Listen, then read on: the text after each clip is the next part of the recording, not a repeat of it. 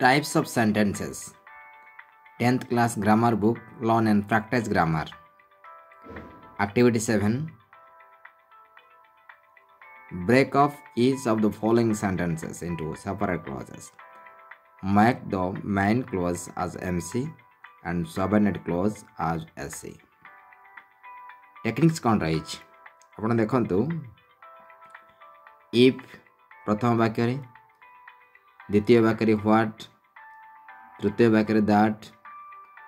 चतुर्थ वाक्य रे do पंचम वाक्य रे that षष्ठ वाक्य रे that सप्तम वाक्य रे where अष्टम वाक्य रे आपण देखि पारुछंती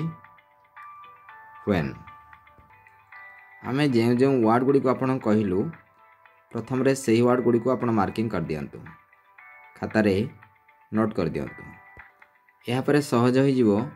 आपण को मेन क्लॉज एवं सब क्लॉज बाछिबा पई एससी माने सबऑर्डिनेट क्लॉज बा सब क्लॉज एमसी माने मेन क्लॉज आपण देखि पारुछंती इफ ठारू आपण हिम पर्यंत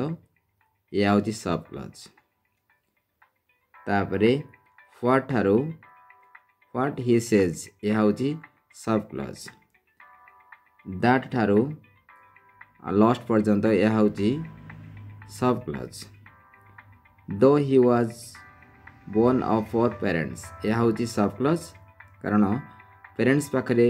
कमा चिन्ह अच्छी आप देखिपुंट यहाँ पर फुल स्टॉप रही ही रोज टू ग्रेटनेस ग्रामर किसी डिफिकल्ट नुह किंतु बही जपरी प्रैक्टिस करने सेपरी जेहेतु प्रश्न आसुना से द्वंद्व सृष्टि हो मेन कोर्स यह आम नेक्स्ट देखिए बर्तमान दैट ही वाज एमिट यह हूँ सब clause that bag seldom bites ता हूँ सब क्लॉज एथिरे टिके आपन को कंफ्यूज रहइबो 7 नंबर वाक्य रे दैट कंजक्शन रहउची तेनु दैट बैग्स हूँ एथिरे सब क्लॉज 7 नंबर वाक्य आपन देखंतु हुए ठारू लास्ट पर्यंत डिस्कवर पर्यंत यह हूँ सब क्लॉज तापर आपन देखि पारछन व्हेन इट रेन्स यह हूँ सब क्लॉज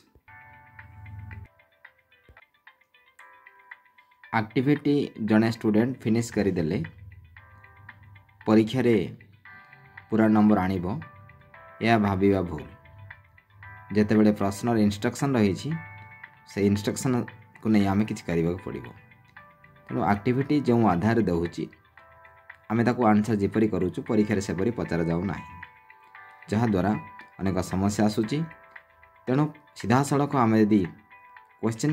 नेचर बा लास्ट 5 ईयर 10 ईयर क्वेश्चन को आम जीवा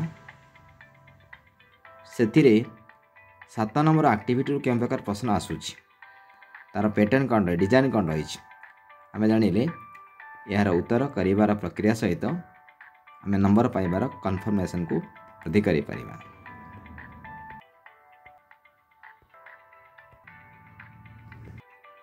उत्तर लिखि जानिबा उत्तर जानिबा भिन्न प्रक्रिया तेणु आम लिखिले ही नंबर पाइबा या कृत देवाक पड़िबो।